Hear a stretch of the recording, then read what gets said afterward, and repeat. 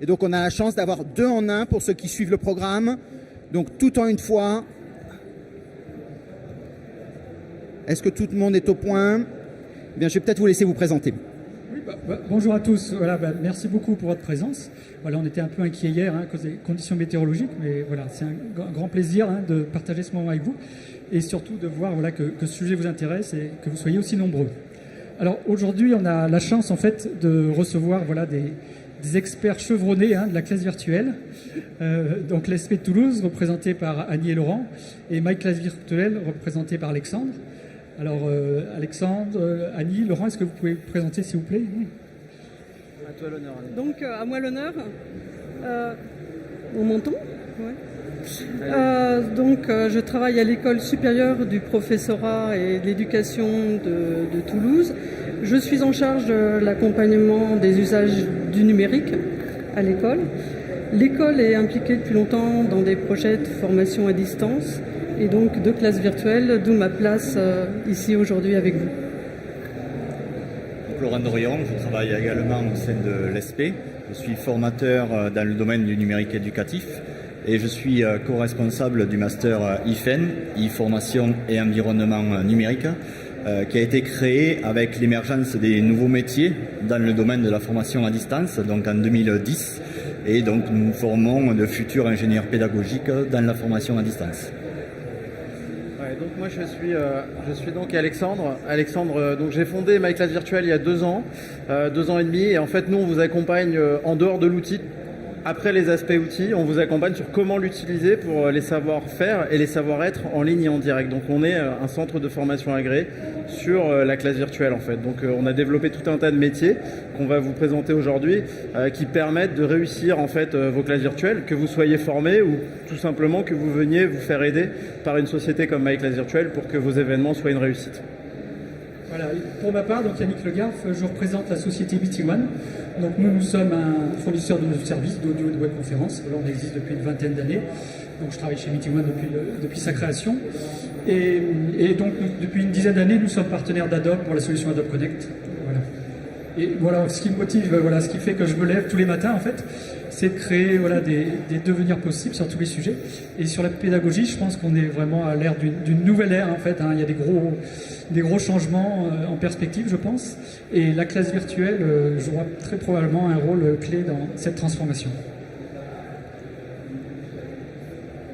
Alors voilà, ce que je trouve particulièrement intéressant aujourd'hui par ces 2 témoignages, c'est qu'en fait vous avez à la fois le monde de l'éducation, représenté par donc l'ESP de Toulouse, Annie Laurent, et le monde de l'entreprise, Alexandre, My Class Virtuelle. Donc d'habitude, c'est 2 mondes qu'on oppose, voilà, ils sont toujours opposés l'un par rapport à l'autre. Et aujourd'hui, voilà, on va essayer justement de tous regarder dans la même direction, regarder vers nos futurs, vers ces nouveaux métiers, parce que vous allez voir, c'est vraiment des nouveaux métiers qui n'existaient pas et qui demandent des compétences extrêmement fortes. C'est difficile, mais le challenge, comme on va vous montrer, en vaut vraiment la peine. Alors au programme, donc pourquoi la classe virtuelle, quand on fait des classes virtuelles, comment on fait des classes virtuelles, combien de personnes, combien de temps ça dure, et surtout voilà comment on fait pour que les classes virtuelles elles soient efficaces, comment on fait pour atteindre les objectifs pédagogiques. Donc nos intervenants nous livreront peut-être quelques secrets maison, j'espère, et surtout voilà en filigrane tout au long de la présentation ces fameux nouveaux métiers dont nos intervenants vont vous donner beaucoup de précisions, sur lesquels nos agents vont vous donner beaucoup de précisions. Alors voilà, on n'a pas fait le transparent sur qu'est-ce qu'une classe virtuelle. Alors juste un petit sondage, parmi vous, est-ce qu'il y en a qui ont déjà participé à une classe virtuelle en tant que formés ou bien qui ont animé une classe virtuelle? Ah oui, quand même, oui, d'accord. Ah ben, madame, est-ce que ça ne vous dérange pas de donner votre définition de la classe virtuelle? Une classe de formation à distance, synchrone ou asynchrone. Merci beaucoup, madame. Alors, pourquoi la classe virtuelle? Alors, ma première question, donc à Annie Alexandre, par exemple, pourquoi, qu'est-ce qui vous a amené à tomber dans le grand bain de la classe virtuelle? Comment vous avez découvert cette nouvelle modalité pédagogique qui semble au premier abord peut-être un petit peu risquée. Et quand c'est que ça s'est passé? Alors je vais commencer par quand est-ce que ça s'est passé. C'est déjà pour nous une longue histoire. Ça a commencé en 2004-2005 grâce à un appel à projet du ministère qui souhaitait expérimenter l'usage de classes virtuelles dans l'enseignement primaire, secondaire et dans la formation des maîtres. Donc on avait répondu à cet appel à projet dans le cadre du suivi de professeurs stagiaires dans l'académie et hors académie. On avait trouvé la solution particulièrement séduisante et on a cherché à la développer au sein de l'école. Peut-être techniquement, est-ce qu'il serait possible d'avoir un meilleur son en rapprochant le micro de la bouche? Sans doute parce qu'on vous entendait de loin. Comme alors ça, c'était pas absolument, c'est mieux. Merci. Très bien, merci.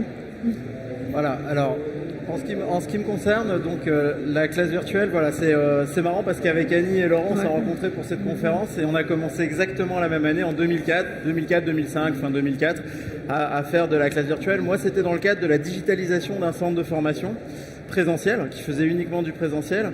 Et en fait, on avait envie de garder nos formateurs au centre de l'équation de la digitalisation. On n'avait pas envie de leur dire au revoir, c'était sympa messieurs, mais maintenant on va démultiplier sans que vous interveniez en direct, d'une part. Et puis d'une autre, on avait tellement investi sur les supports, sur la pédagogie, sur les interactions du live, qu'on avait envie de capitaliser là-dessus et pas partir tout de suite vers de l'auto-formation.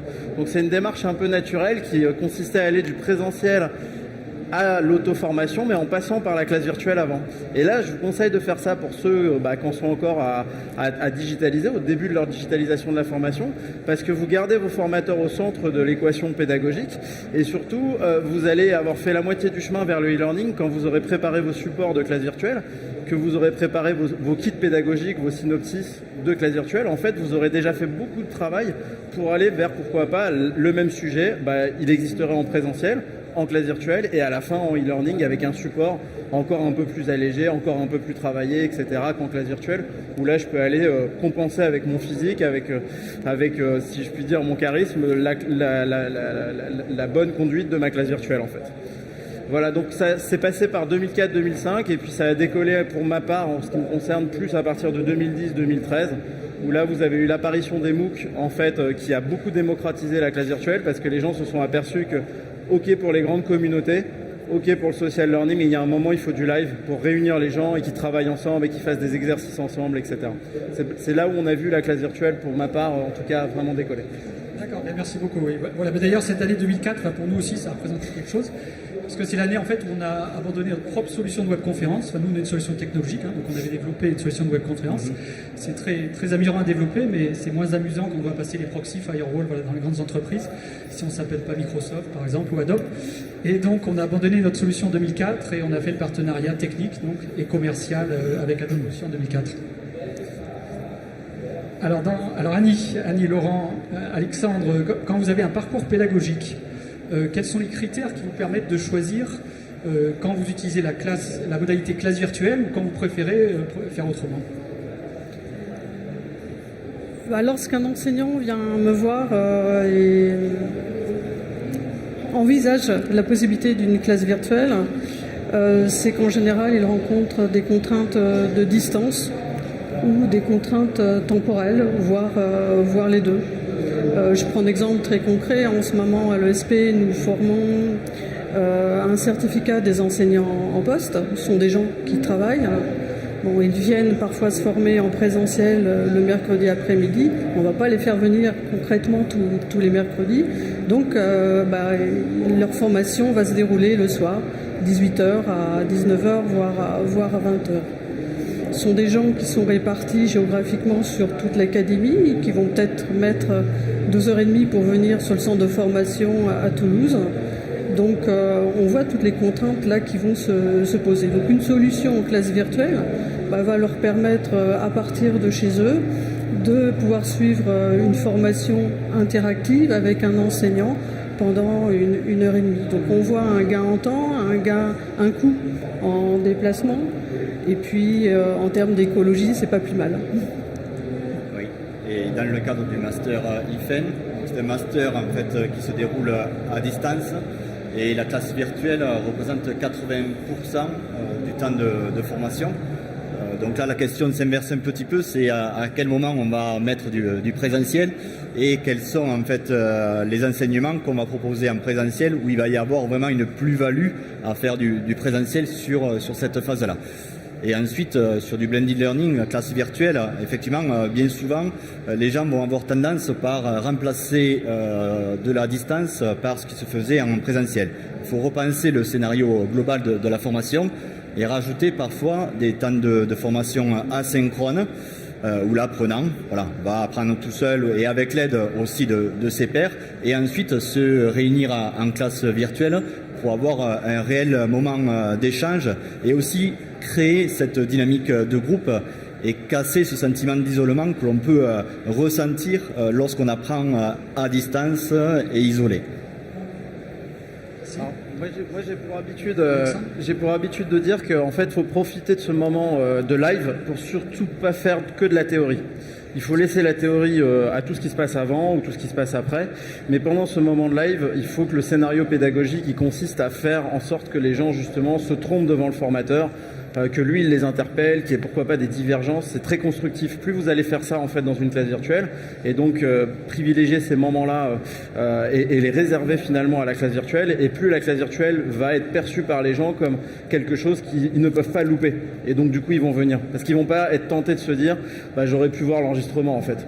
Il faut qu'il y ait des questions sans arrêt. Nous on a chez My Class Virtuelle pour habitude d'aider nos clients à identifier le moment où on va mettre la classe virtuelle et de se dire on coupe un exercice de e-learning en plein milieu par exemple, et on fait la correction tous ensemble en classe virtuelle. Et vous retrouvez votre formateur qui était là dans votre e-learning, son visage, sa voix, mais en live. Et là, il va vous aider justement à comprendre pourquoi vous avez répondu ça, alors qu'il aurait peut-être fallu répondre ça sur le e-learning. Mais c'est drôle parce que ça fait comme un espèce de teaser où on termine le e-learning et on dit to be continued en classe virtuelle avec votre formateur.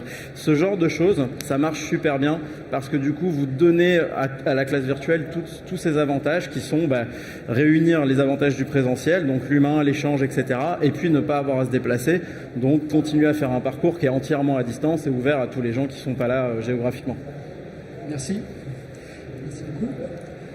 Alors, Annie, je vais vous poser une question. Quand vous organisez une classe virtuelle, est-ce que concrètement, comment ça se passe? C'est un lien, vous cliquez sur le lien 5 minutes avant, vous attendez que vos élèves se connectent et vous commencez, c'est ça? Oula non, de même qu'une formation se prépare, à distance, elle se prépare d'autant plus. Oui.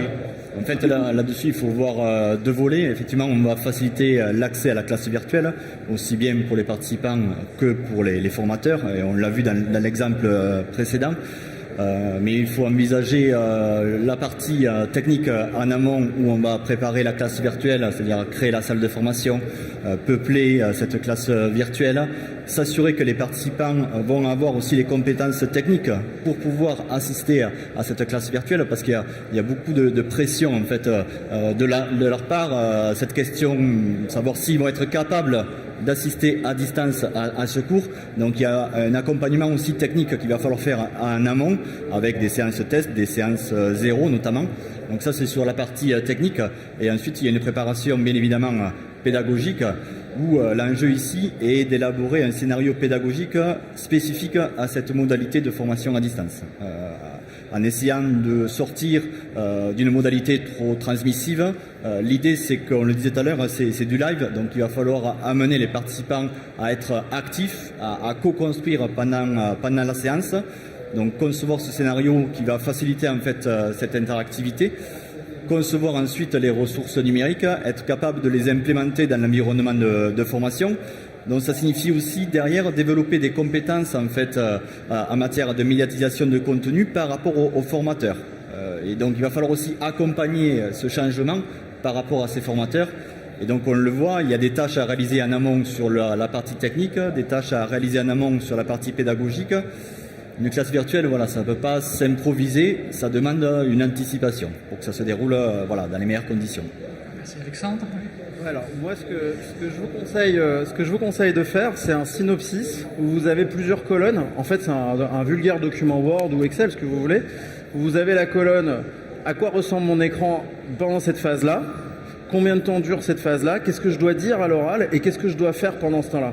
Et en fait, voilà, vous avez toutes ces colonnes-là qui vont vous permettre de construire en amont, comme une pièce de théâtre, moi je fais beaucoup l'analogie avec le cinéma parce que je suis assez cinéphile. Si on n'est pas bon sur le scénario, il n'y aura pas de momentum, il n'y aura pas d'expérience forte émotionnellement dans notre classe virtuelle. Donc il faut qu'on trouve les subterfuges pour faire rire les gens, pour les faire s'interpeller sur ce qu'on est en train de dire, ou tout simplement pour leur donner de l'émotion par nos écrans, par nos slides, mais aussi parce qu'on leur fait vivre en sous-atelier, avec un tableau blanc interactif, avec le sondage. Et tout ça, c'est un rôle qui est complètement offline, qui n'a rien à voir avec le savoir parler en public, qui est plus du savoir-faire pédagogique, et donc qui va consister à vous faire ce petit scénario où vous cadrez réellement le timing et vous vous dites, comme on le disait tout à l'heure, toutes les 3 à 5 minutes, c'est génial, j'ai soit un sondage, soit un tableau blanc interactif, soit pourquoi pas des sous-ateliers, ou tout simplement vous posez une question à main levée mais ils y répondent dans le chat, et là vous avez une classe virtuelle qui commence à prendre humainement parlant parce que vous avez préparé la chose suffisamment. Donc c'est un métier, un des 5 qu'on récapitulera à la fin de cette conférence, qui s'appelle le métier de designer. Et en fait, lui, il va livrer le kit pédagogique qui consiste à avoir le support live, le PowerPoint, le synopsis pour le donner au formateur ce qu'il a à dire. Parfois, c'est la même personne, hein, le concepteur et le formateur. Et puis, à côté, le support qu'on remettra aux participants en téléchargement à la fin de la classe virtuelle, voire un autre support qui contient tous ses commentaires à lui pour qu'il puisse s'en sortir au mieux pendant la classe virtuelle. Il y a des outils qui vous permettent d'avoir un prompteur pendant chaque slide et qui vous rappellent ce que vous avez à faire et ce que vous avez à dire alors que vous regardez l'écran et que les gens ne voient même pas que vous êtes en train de voir vos rappels, vos notes. Merci beaucoup, voilà pour ces éclairages. Donc effectivement, ça ne se résume pas à juste cliquer sur un lien 5 minutes avant, ça se saurait sinon ce serait un peu trop facile. Alors voilà, on a essayé de prévoir quelque chose à la fois avec beaucoup de sujets et puis aussi une interaction. Donc on va vous donner la parole. Alors on va essayer, si vous pouvez, poser une question sur ce qu'on a vu, parce qu'on a prévu plein d'autres choses. On va essayer de tenir le temps. Est-ce que... Oui, voilà, je vois un monsieur qui a une question.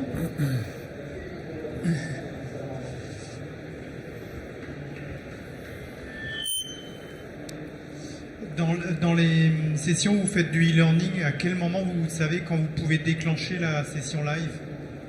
Quand les participants ont tous terminé une étape ou comment vous fixez les rendez-vous?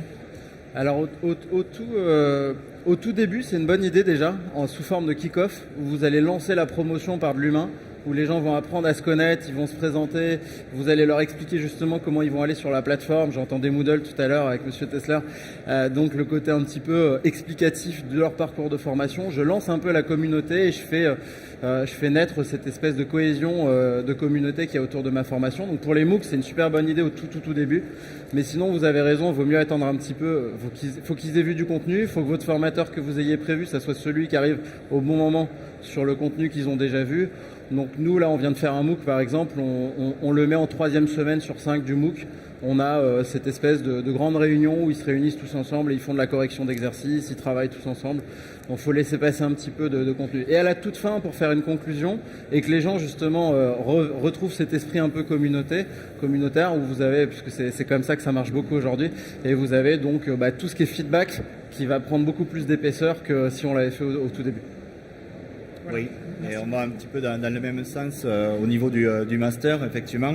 Donc ils savent qu'ils vont devoir se connecter par exemple à 18h. On les invite à se connecter 10 minutes avant pour effectuer des vérifications techniques, vérification du micro par exemple, de l'audio.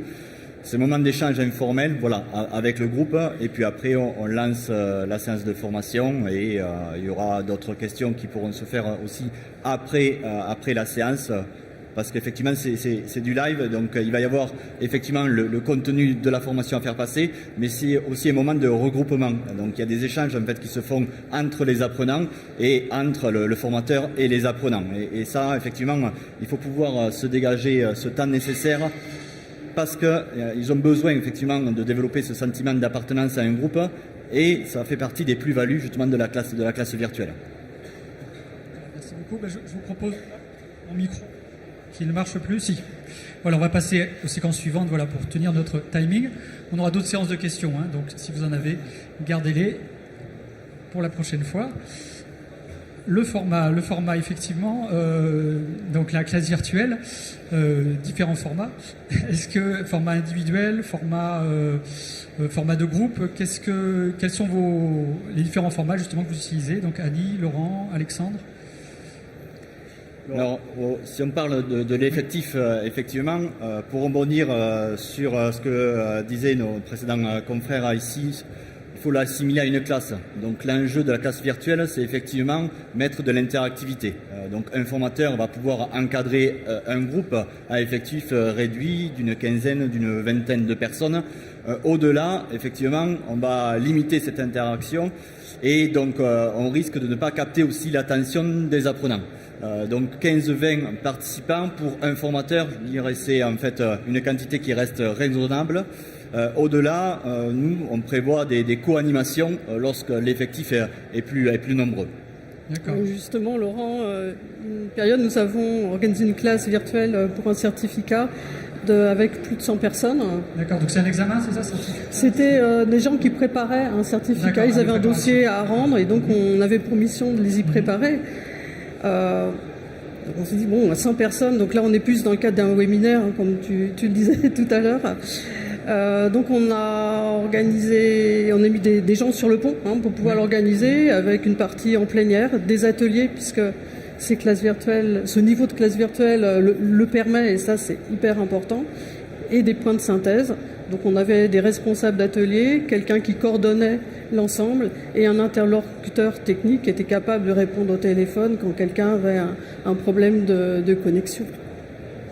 Donc c'est possible aussi, mais tout dépend du besoin. Oui, et du contexte, oui, voilà, c'est ça.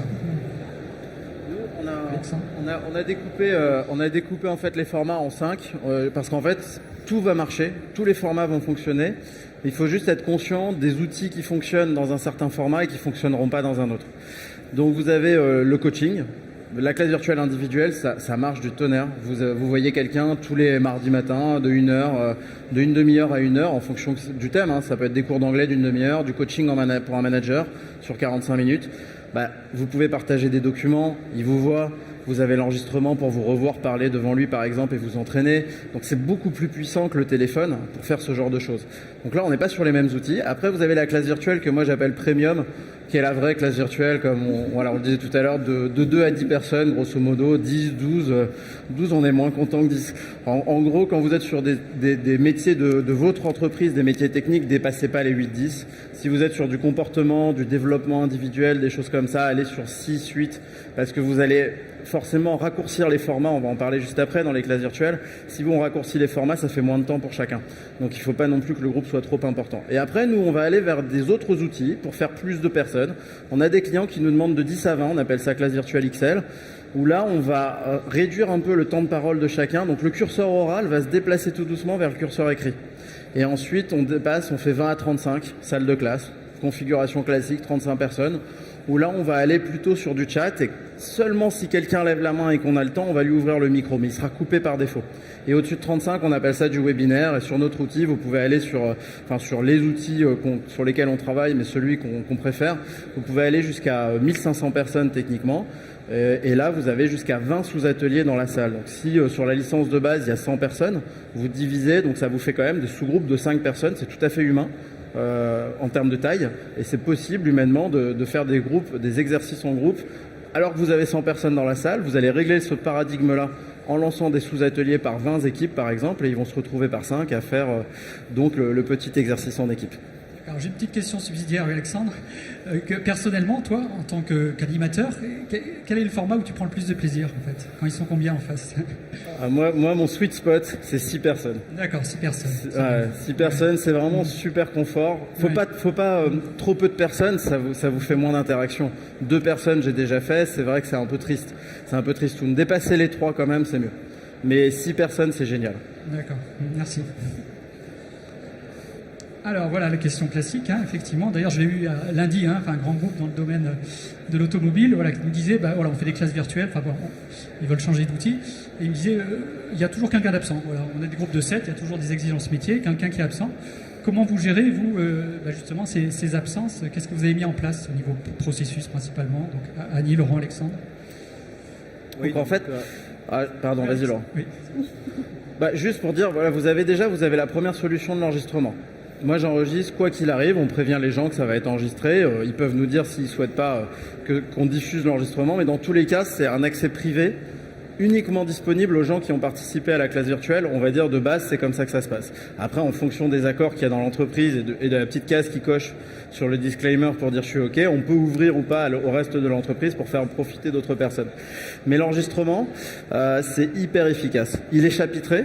Donc je peux déplacer la tête de lecture à partir d'une petite recherche, par exemple un mot-clé qu'on aurait tapé dans le chat, hop, ça me déplace la tête de lecture pile sur le moment où on a évoqué ce mot-clé, et il est interactif, c'est-à-dire que vous allez pouvoir copier-coller le chat et le récupérer, vous allez pouvoir copier-coller les prises de notes du formateur et les récupérer. C'est pas un écran statique où votre souris, elle peut rien faire. Là, vous avez sur chaque zone la possibilité de l'agrandir. Par exemple, si vous revoyez l'enregistrement sur un iPhone, je peux passer tout l'enregistrement juste sur la webcam du formateur ou de la formatrice, et du coup sur par exemple une présentation PowerPoint, je vais pouvoir la passer aussi en full screen.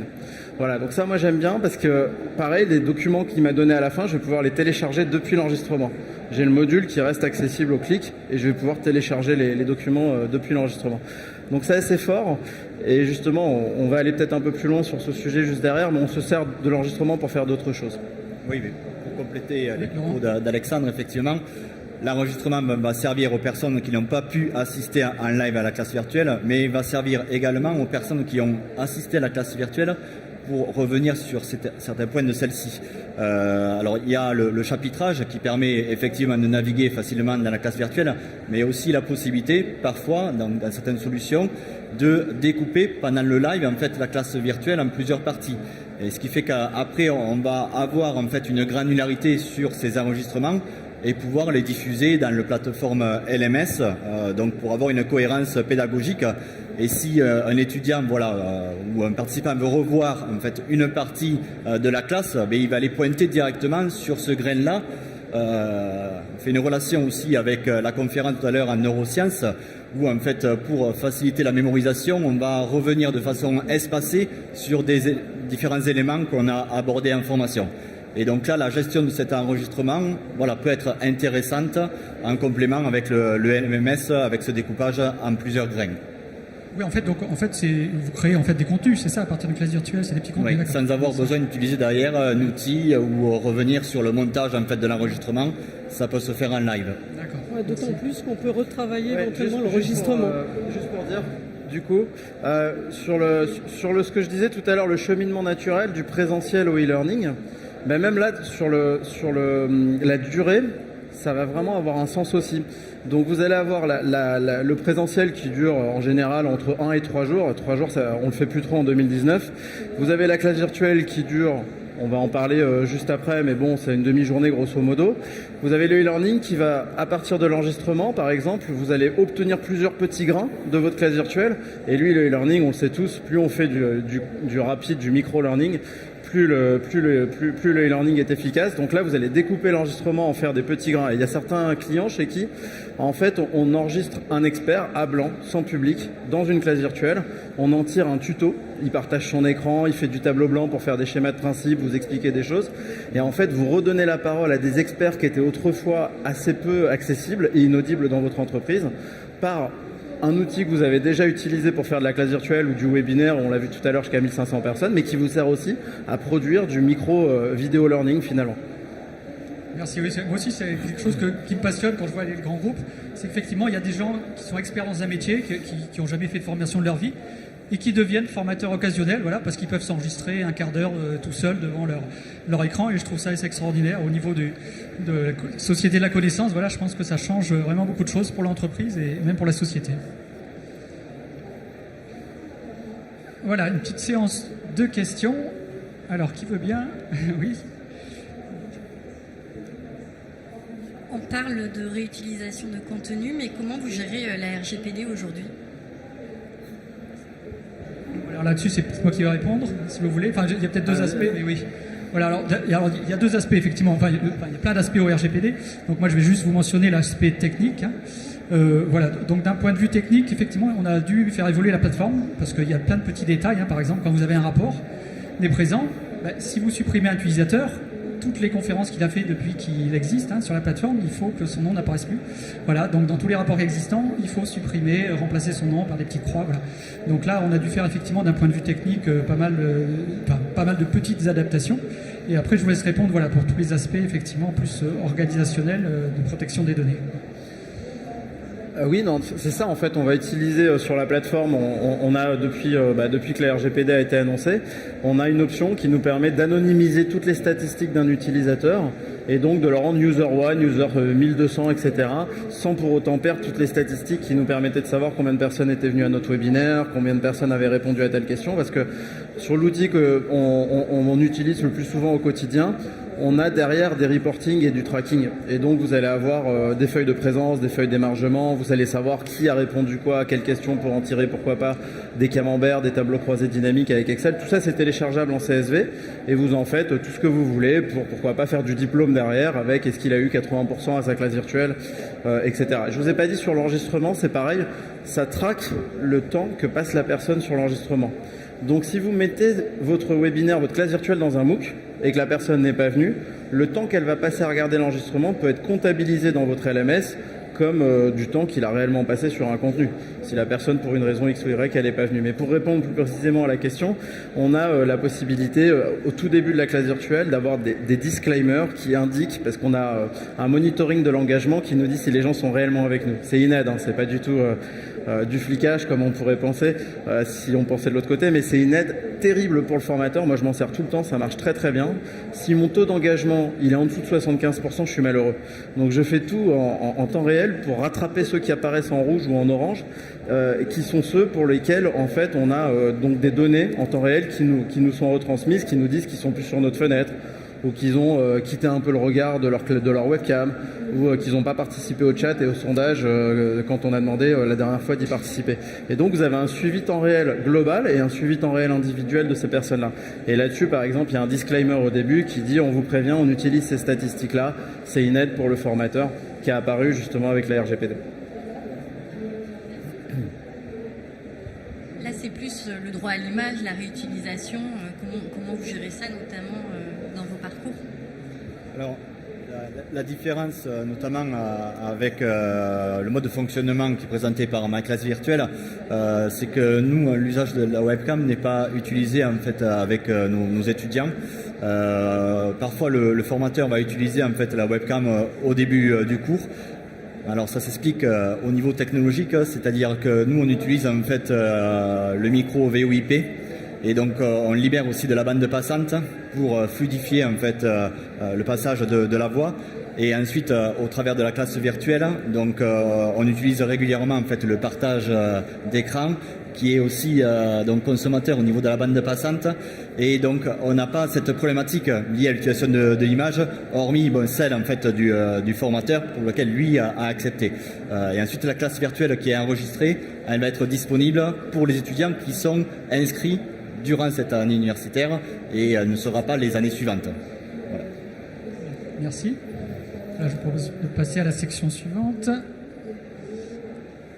Voilà, alors Laurent, tout à l'heure, oui, tu nous parlais de la classe virtuelle transmissive.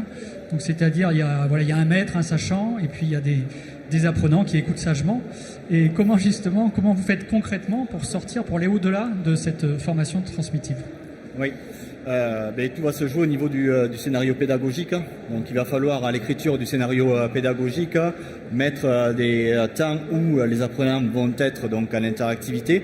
Alors pour ça, les environnements de classe virtuelle nous offrent de multiples fonctionnalités, c'est-à-dire favoriser l'échange, ça passe par la voix, donc l'utilisation du chat, la communication écrite, l'utilisation de sondages, l'utilisation de tableaux blancs interactifs. Donc l'idée, c'est d'arriver à la fois à capter l'attention en fait des apprenants et aussi les mettre en action pendant la classe virtuelle et pas faire du transmissif.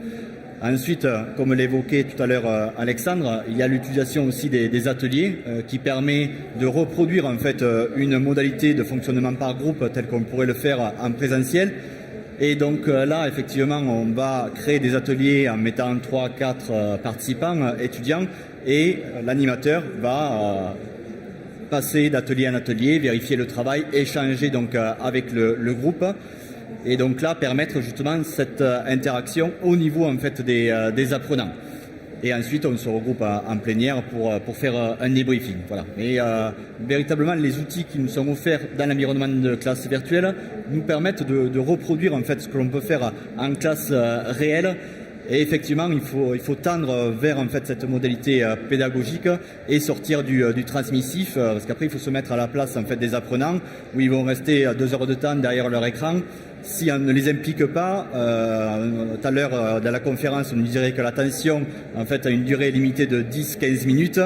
Voilà, il faut varier en fait les modalités pédagogiques et provoquer justement cette interactivité, mais ça veut dire en amont concevoir un scénario pédagogique adapté. Ouais, j'ai une question à vous poser. Est-ce que vous pouvez lever la main si vous avez déjà fait autre chose pendant un webinaire ou une classe virtuelle, voilà, en participant à un événement en ligne? Est-ce que il vous est déjà arrivé, on peut y aller, on n'est pas au confessionnal, mais presque, s'il vous est déjà arrivé de faire autre chose, voilà, on est d'accord. En fait, pour éviter ça, ça marche sur 2 volets. Le premier, c'est le concepteur. C'est vraiment un rôle offline, comme je disais tout à l'heure, c'est pas l'animateur. Ou alors, ça peut être l'animateur s'il a la double compétence. Et lui, il va essayer de faire de la pédagogie inversée. Par exemple, quand il va vous afficher une slide, il va pas vous afficher tout le contenu. Il va vous afficher la slide avec la question, sans la réponse, et il va demander tout de suite à ses participants, il va demander en tout cas aux formateurs de le faire comme ça, de demander tout de suite à ses participants, alors à votre avis justement, quel est l'outil ou que veut dire l'acronyme que je suis en train de, les 4P par exemple en digital marketing, quels sont-ils? Et là vous allez répondre effectivement dans le chat et vous allez avoir toutes les réponses de vos participants. Donc pédagogie inversée, il faut penser pédagogie inversée pendant la phase offline, et pendant la phase online, il faut être tout le temps en train de regarder ce qui se passe. Il faut avoir un 6e sens sur la liste des participants et leur statut, sur le chat. Donc, il y a plein de dimensions. Il y a la dimension en 2 clics, je smile, j'applaudis quelqu'un, je lève la main, je suis content, je dis ok, j'accepte ce que tu viens de dire, je suis d'accord avec toi, ou je refuse. Il y a la dimension écrite avec le chat. Il y a la dimension orale avec la voix qui est très importante. Et donc, c'est pour ça que l'audio est aussi au cœur de la réussite de vos classes virtuelles. Et puis, il y a la dimension, pour nous, un non-verbal de la webcam qui est ultra importante, qu'on met au centre de tout aussi, où je vais très vite voir si quelqu'un décroche, en plus de l'indicateur dont je vous parlais tout à l'heure, des 13 critères qui sont monitorés en temps réel 25 fois par seconde pour voir si vous me suivez. Donc c'est beaucoup plus simple que dans cette salle hein, quand on fait une classe virtuelle pour voir si on a un taux de décrochage, s'il n'y a pas quelqu'un qu'on pourrait relancer justement et dire bah vous monsieur là-bas, tenez, est-ce que vous avez réponse à la question que je suis en train de vous poser, parce que vous avez beaucoup d'indicateurs sur l'écran qui vous donnent justement ces indications. C'est presque plus simple finalement que le présentiel, et à la fin ça nous manque quand on reprend du présentiel de plus avoir là d'un seul coup je lancerai un sondage dans la salle et je verrai que vous êtes 80% à être d'accord avec moi. Je vous dirai, est-ce que vous pouvez vous mettre sur l'état accepté si vous êtes d'accord avec ce que je viens de dire. Et là, on verrait d'un seul coup, sans que j'ai aucun calcul à faire, vous êtes 66-78%. Donc ça, c'est très pratique. Il faut en user et en abuser de tout ça. Merci Alexandre. Alors voilà, donc avant de justement par rapport à l'attention puis par rapport à la formation transmissive, donc Laurent tout à l'heure tu nous as parlé de la webcam, donc bon, pour des raisons techniques voilà, tu nous as expliqué pourquoi vous l'utilisiez peu, et je voulais savoir en fait au niveau pédagogique qu'est-ce que vous pensez de la webcam, parce que je rencontre des avis très différents. Il y en a qui disent c'est complètement gadget parce que ce qu'on montre c'est pas quelqu'un avec des lèvres qui bougent, et il y en a qui pensent que c'est absolument indispensable. Alors quelle est votre position à tous les trois voilà, sur ce sujet important, la webcam? Tout dépend du contexte de la formation. Dans les formations que l'on assure dans le master où les enseignants sont connus, on la met en début de séance pour accueillir, sourire, enfin voilà, accueillir les participants. Et après, notre priorité, c'est de pouvoir partager notre écran, donc il va occuper de la bande passante. J'ai utilisé la bande passante pour le son, donc on va la remettre à la fin. En revanche, il m'est arrivé de donner la priorité à la webcam, par exemple pour un cours de langue en espagnol, où l'enseignant voulait absolument percevoir la manière dont était formé le son. Pareil, si vous effectuez un recrutement ou une soutenance orale avec un participant, on souhaite voir la personne qui candidate ou qui soutient. Donc je dirais ça dépend vraiment des priorités à un moment donné, enfin, ça dépend de l'usage que l'on veut faire de la classe virtuelle en ce qui nous concerne. Nous, en fait, on utilise un opérateur de conférence téléphonique donc qui est Meeting One, qui nous permet de libérer une grosse partie de la bande passante parce qu'on fait pas tomber l'audio par VoIP. Et comme on est dans le monde corporate entreprise, on a un peu plus de chance, on n'est pas dans le même contexte, on a moins de diversité de configuration technique, même si aujourd'hui il y a le télétravail. Et j'ai envie de vous dire, une connexion domicile, elle est presque supérieure à notre connexion professionnelle dans beaucoup de cas. Donc du coup, en fait, on va pas mettre la voix sur la bande passante et on va réserver ce qu'on a économisé sur cette bande passante à la webcam. Et on met véritablement au centre de notre stratégie pédagogique et même stratégique et technique la webcam. Donc quand vous venez, vous êtes formé par MyClass Virtuelle ou coaché par MyClass Virtuelle, on va vous faire découvrir plein d'utilisations différentes de la webcam pour... Toujours pareil, on voit pas les outils comme un dictionnaire d'outils disponibles et hop, ça marche comme ça et on a fini la formation. C'est plus, venez, on essaye de détourner cet outil. La webcam, j'ai un très bon exemple. Nous, on a toujours 2 webcams chez MyClass Virtuelle. Il y en a une qui est sur mon bureau, fixée, plan fixe, sur une feuille de papier. Et ça me permet de marquer en temps réel sur une autre webcam que les gens voient à côté de mon visage. Bah, bien joué, toi tu as un point, je mets un scoreboard par exemple pour que les gens de manière ludique suivent la formation en se disant ah, je suis premier du classement, je viens de passer premier, etc. Donc en fait je vais beaucoup utiliser l'analogique et je vais le faire revenir grâce à l'outil webcam dans la formation numérique au final. Et là vous avez de l'organique, vous avez de l'humain qui revient et vous avez des gens qui rigolent parce qu'évidemment parfois je leur transmets des images qui sont un peu plus drôles que juste un scoreboard directement par la webcam. Et on va même aller faire chez vous par exemple du studio live. C'est ce qu'on appelle de la formation hybride, où on fait un présentiel, on serait là sur scène, on se filmerait et on ouvre ça au monde entier. Et en fait, les gens peuvent venir voir, vous, en train de travailler physiquement sur quelque chose. On a un client qui est dans le monde des tracteurs, qu'on accompagne, et en fait, il présente à tous ses employés les nouveaux modèles, et d'autres dans le milieu automobile, où vous avez la voiture cachée dans les Alpes, et en fait, tous les concessionnaires sont en train de se former dessus, parce qu'on a su les accompagner en faisant le tour du véhicule, ils rentrent dedans, ils forment les concessionnaires directement sur les choses. Et comme il a un petit écran comme celui-ci, sous forme de monitoring, il dit Yannick, super bonne question dans le chat, effectivement je vais te montrer, regarde dans le plafonnier il y a un nouveau bouton, j'appuie dessus et ça fait ce que tu viens de me demander. Et là vous avez une formation qui est en direct, beaucoup plus riche qu'un truc figé, et vous profitez grâce à la webcam du retour analogique sans que les gens se soient déplacés en fait. Donc nous la webcam c'est vraiment primordial. Oui, d'accord, merci, oui. Voilà, alors l'attention, on en parlait tout à l'heure, hein, Laurent, tu nous disais, 10-15 minutes, c'est le maximum qu'on peut espérer, pour après reprendre suffisamment d'énergie. Alors, est-ce que vous auriez justement des astuces? Alors, c'est vraiment le cœur, je pense, de notre présentation, pour éviter les décrochages, faire que les gens, justement, soient attentifs, parce que s'ils ne sont pas attentifs, ils ne peuvent pas apprendre, évidemment. Est-ce que vous avez des secrets, même, à nous livrer? Secrets, pas du bon sens, on va dire.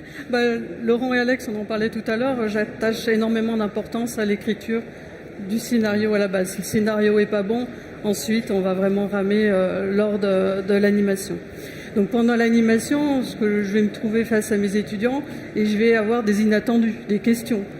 Donc il va me falloir des outils pour sortir de mes diapositives si j'en avais. Et là, l'outil génial, c'est le partage d'applications qui vous permet de surfer sur le web pour aller sur un site, surfer sur votre LMS pour pouvoir pointer du doigt un point important, voire partager l'écran d'un des participants qui va avoir des difficultés techniques, enfin un problème de procédure. Donc le partage d'applications de bonne qualité, c'est vraiment génial. Après, il peut vous arriver à un moment donné d'avoir une phase un peu plus transmissive. Donc sur les solutions un peu évoluées, vous avez des pointeurs laser qui permettent de dire voilà, j'en suis là, vous pouvez surligner des passages importants. Un étudiant vous fait une proposition pertinente, vous pouvez compléter le diaporama qui pourra ensuite être téléchargeable par les participants. Vous avez également le chat. Les étudiants, pourrez-vous nous dire, ils vont se disperser sur le chat. Concrètement, avec l'expérience, on se rend compte que non. Sur le chat, ils nous font des propositions, ils complètent des URL et ça apporte énormément à la classe virtuelle. Après, je mentionnerai la voix. Un sourire, une voix. Un sourire, ça sent, même si on ne le voit pas, ça s'entend.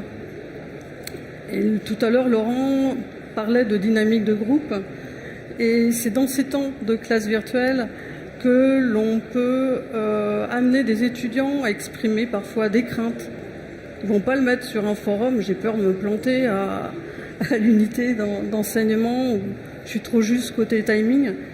Là, on va pouvoir percevoir des craintes, voire avoir un entretien à la fin de la classe virtuelle. Annie, est-ce que je peux te voir à 5 minutes à la fin? Oui, bien sûr. Oui. Voilà, donc en fait, ça s'apprend. Effectivement, Oui, là, voilà, je ne vais pas du tout travail, il y dire. a beaucoup de préparation, si je comprends bien. Ouais, c'est le thème de notre conférence. En fait, c'est un vrai métier, plus exactement 5. Et il faut que vous pensiez 2 petits conseils là, 2 petits trucs et astuces parce que c'est bientôt la fin de la conférence. Mettez-vous dans la peau d'un réalisateur de cinéma avant la classe virtuelle ou de quelqu'un qui va faire une pièce de théâtre. Et là, vous répétez, il n'y a pas de secret. Et c'est là où vous verrez si vous êtes sur le bon format. Déjà, au niveau de la durée, il y a des classes virtuelles qui peuvent durer 3 heures, ça marche, on met une pause au milieu. C'est le max, hein. C'est le max, cher monsieur. Je vous interpeller. Chez nous, c'est le max. Après, nous, on fait d'une demi-heure à 3 heures. Le bon format pour nous, c'est 2h20, 2h30. Avec une petite pause au milieu, vous faites à peu près 2 fois 50 minutes de formation, vous avez une pause de 10 minutes au milieu, et puis vous savez, le démarrage tour de table, fin tour de table. Donc mettez-vous dans la peau de quelqu'un qui répète une pièce de théâtre ou une émission de télé, ou en tous les cas qui prépare un film où il va y avoir beaucoup de choses qui vont se passer. Après, vous faites une répétition.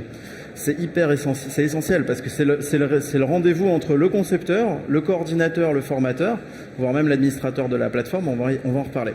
Et pendant le live, si j'ai un conseil à vous donner, effectivement, c'est mettez-vous dans la peau d'un animateur de télé. Pensez à votre préféré, hein, ça peut être Nikos, qui vous voulez, et vous vous mettez un peu dans la peau d'un animateur de télé et vous essayez comme ça d'interpeller les gens. Et je dispatche la parole, et là c'est à toi de parler, et là c'est à toi de parler, etc. Et vous oubliez votre PowerPoint. Si vous êtes sur votre PowerPoint, c'est pas bon signe. C'est que la classe virtuelle est hyper descendante et comme je disais tout à l'heure, on aurait pu l'enregistrer, faire un module de e-learning, ça aurait été très bien aux gens. Faut pas qu'il y ait ça, faut qu'il y ait de l'échange et que chaque groupe vous apporte une session différente, quand bien même le thème c'est le même. Et là, vous avez tout gagné. Et si les gens commencent à se parler entre eux, en plus de vous parler à vous, j'ai envie de vous dire, vous avez le smile d'office et là, ça va s'entendre encore plus dans la voix. Merci. Alors, je propose que vous avez des questions sur cette partie. Bonjour, je vous remercie pour votre intervention.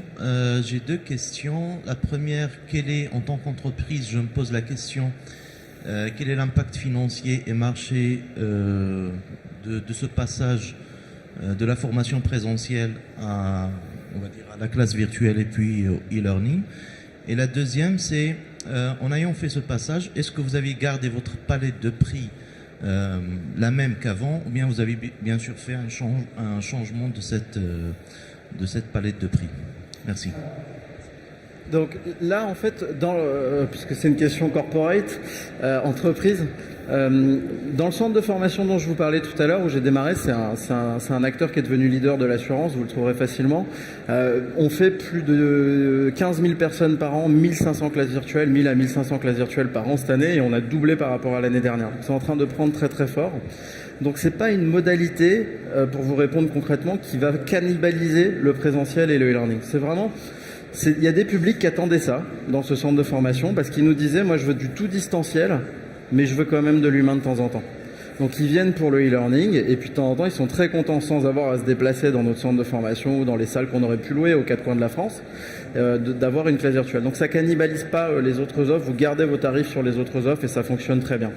Je dirais qu'en termes de tarifs, vous allez être en présentiel, on les connaît tous, c'est entre 900 et 2000 euros la journée en fonction des thèmes.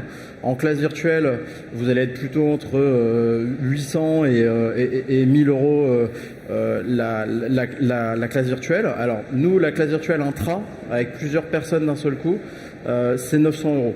La classe virtuelle inter-entreprise sur catalogue, c'est 190 euros l'inscription. C'est-à-dire vous venez suivre une formation Excel sur 2h20, c'est 190 euros par exemple. Donc ça, c'est marrant parce qu'il y a toujours ce prolongement entre les 3 stations de métro, j'aime bien faire cette analogie, présentiel, classe virtuelle, e-learning, et à chaque fois tout se suit, tant sur le nombre de slides que vous avez sur votre support, la durée de la formation, le nombre de personnes qui vont pouvoir la suivre, ça c'est un peu moins vrai, mais en tout cas sur le prix aussi, et la granularité, donc le temps que va faire une formation. Mais je serais tenté de vous dire, chez nous, il y a un abonnement où vous avez, à partir de 229 euros par mois, l'outil, plus notre accompagnement avec un support. Vous cumulez les crédits, quand vous ne les utilisez pas, vous les cumulez et quand vous voulez les utiliser en fonction du nombre de crédits que vous avez, vous faites appel à du coaching, à de la mise en place de formation parce qu'il faut se faire accompagner sur le démarrage. C'est d'ailleurs la seule raison d'exister de MyClass Virtuelle, c'est pas l'outil, hein. C'est de l'accompagnement, la prestation et en fait on vous accompagne sur coacher votre formateur, designer votre classe virtuelle si vous n'avez pas les ressources en interne pour faire du scénario pédagogique ou tout simplement animer, co-animer, mettre en place le succès d'un webinaire de 1500 personnes dans le monde entier. On avait un client la semaine dernière, 10 jours, qui fait des all hands calls, c'est-à-dire qu'il met à nu son board auprès de tous ses collaborateurs du monde entier. Et en fait, ils répondent pendant 45 minutes, 1 heure à plein de questions différentes, ça marche du tonnerre. Et en fait, c'est aussi un peu de la formation parce qu'il leur glisse comme ça plein d'informations sur quand est-ce que vous allez recevoir tel outil, comment il fonctionne, comment on met en place le télétravail. Est-ce que l'autre fois, le thème, c'était beaucoup centré sur le télétravail. Donc pour vous dire sur le plan économique, de l'expérience que moi j'ai vécue dans ce centre de formation aujourd'hui, vous avez présentiel, classe virtuelle, e-learning, les trois fonctionnent à merveille ensemble, ils se complètent à merveille ensemble, ils se cannibalisent pas et ça je vous assure qu'en plus c'est dans l'absolu la bonne nouvelle c'est que la classe virtuelle c'est la modalité la plus rentable des trois. Voilà, merci. Donc, monsieur, j'ai vu que vous avez levé la main, je vous passe la parole après en fait. Voilà, on va juste dérouler les petites séquences qu'on voulait vous montrer. Donc là-dessus on a déjà répondu, hein. Donc pour résumer, voilà, donc effectivement la webcam pour préserver la bande passante et Alexandre utilise un canal audio différent pour effectivement sécuriser la connexion du niveau internet et aussi pour limiter la bande passante. Voilà, alors l'assiduité, donc le reporting, effectivement, c'est un aspect très important, hein, notamment pour justifier les budgets. Comment vous gérez ces aspects, savoir l'assiduité qui a participé aux classes virtuelles? Oui, Laurent. en fait, au travers de la plateforme de la classe virtuelle, on a une traçabilité pour savoir quels sont, nous, de notre côté, les étudiants qui ont participé à la classe virtuelle, donc en temps réel, et aussi qui, parmi ces étudiants, ont accédé à l'enregistrement. Donc ça nous permet effectivement d'apporter la preuve de la présence en fait de certains de nos étudiants qui suivent le parcours de la formation dans le cadre en fait de la formation continue. Donc on a une traçabilité ici et aussi une traçabilité que l'on peut retrouver au travers du LMS quand on donne accès notamment à ces ressources via cet outil. D'accord, merci. Voilà, la plateforme qu'on préconise, qu'on utilise, elle vous permet d'avoir automatiquement des relevés de présence. Nous, on a une feuille d'émargement en ligne où vous allez en fait avec la signature directement au stylet ou au doigt ou à la souris. Hein. Ça donne lieu justement à des moments très drôles, un peu comme le facteur qui arrive et où vous signez avec le doigt. On a la feuille d'émargement en ligne, on a l'enregistrement, on a la capture, pourquoi pas des webcams. Alors tout ça c'est sécurisé parce qu'en fait vous rentrez chez nous, ça sera toujours avec un login et un identifiant. Je vous déconseille de faire des classes virtuelles ouvertes à tout le monde parce que vous allez avoir la tête à Toto qui arrive dans votre classe virtuelle, vous savez pas qui c'est, vous pourrez pas consolider les données sur son parcours, etc. Il vaut mieux importer par des tableaux, hein. Sur notre plateforme ça se fait facilement, vous importez par des tableaux CSV de tous les participants à toutes vos classes virtuelles dans l'année et ensuite vous aurez une consolidation des rapports par personne pour savoir quelles sont les classes virtuelles qu'il a suivies. Tout ça, ça existe en 12 langues sur cette plateforme. C'est interfaçable avec tous les LMS du marché puisque vous avez des API. Vous avez du single sign-on qui vous permet de vous identifier sur cette plateforme en classe virtuelle avec vos identifiants du matin. Donc de relier en fait vos deux autorités d'authentification pour qu'ils aient le même identifiant que sur votre LMS par exemple. Et vous avez aussi, si vous le souhaitez, pour ceux qui préfèrent cette techno, faire du LDAP, c'est-à-dire que vous connectez votre annuaire d'entreprise directement à la plateforme de classe virtuelle et ils se synchronisent mutuellement régulièrement. Merci beaucoup. On arrive à la fin. Une dernière question, oui. peut-être à la salle. Voilà, oui. Juste, voilà, est-ce que tu peux nous dire justement quelle plateforme et surtout pourquoi vous avez choisi en fait? Quel a été le critère de décision? Alors peut-être pour à la fois il y a une frustration et je le comprends très bien. Où est-ce qu'on peut vous voir puisqu'on arrive à la fin et que derrière il y a d'autres personnes, et si on vous aime bien, et ce que j'espère que tout le monde a pu faire et vu la qualité des questions, dans ces cas où on peut vous voir sur les stands ou juste après oui, tout à fait, c'est demain, on fait notre stand, c'est le B22. Et alors, sinon, demain, évidemment, on a des présentations produits dans le théâtre numéro 1. Nous, MyClass Virtuelle, on est ouvert à toutes les plateformes. On en a essayé 80, 100.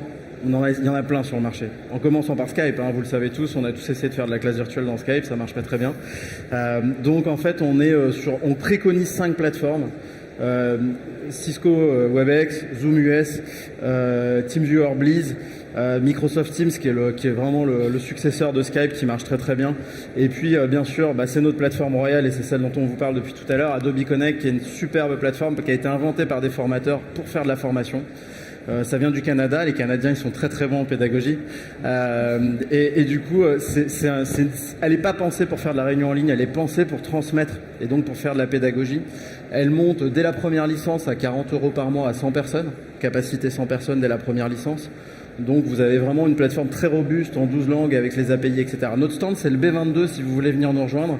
On organise régulièrement des démonstrations, des webinaires. Vous avez des mois d'essai sur notre abonnement, n'hésitez pas. Merci beaucoup à tous. Merci beaucoup pour votre attention aussi. Voilà. B22. Précieuse. Merci beaucoup. Merci. Donc n'hésitez pas à poser des questions à la fin, oui. Donc effectivement, il y a encore plein de choses à se dire sur les 5 métiers qu'on n'a pas eu. Est-ce que c'est vraiment un métier ou une activité? Il y a encore plein de choses. C'est un peu la frustration de ce type de débat. Donc n'hésitez pas à les alpaguer à la fin. Ils vont vous répondre si vous les lâchez pas. Voilà, donc là vous avez le fameux métier dont on a parlé pendant toute la conférence. Voilà, donc là ils sont explicités avec leur nom. Ça, c'est la recette secrète de 15 ans d'expérience en classe virtuelle sur la réussite des classes virtuelles. Le concepteur étant évidemment le plus important, sinon si on n'a pas le fond, on a beau être super bon sur la forme, ça marche pas bien. Et n'oubliez pas, le 5e, en fait il est caché, il est là à droite, ce sont les participants. Si vous les accompagnez pas sur le savoir-faire évidemment de comment marche votre plateforme, sur le premier one-shot, sur la première fois, et surtout sur le savoir-être, ça prendra pas. Si on leur explique pas quels sont les outils disponibles, c'est compliqué, ça prendra difficilement. Et dans le cadre du Master IFEN, justement, on a des unités d'évaluation qui permettent de développer des compétences, donc à la fois sur la conception, la création de ressources numériques, l'animation de classes virtuelles et l'administration fonctionnelle en fait, de plateformes de formation. Et donc on touche les 5 métiers qui étaient présentés dans la diapositive. Donc on reste à votre disposition si vous avez des questions particulières. On ne s'échappe pas. Merci. Merci beaucoup.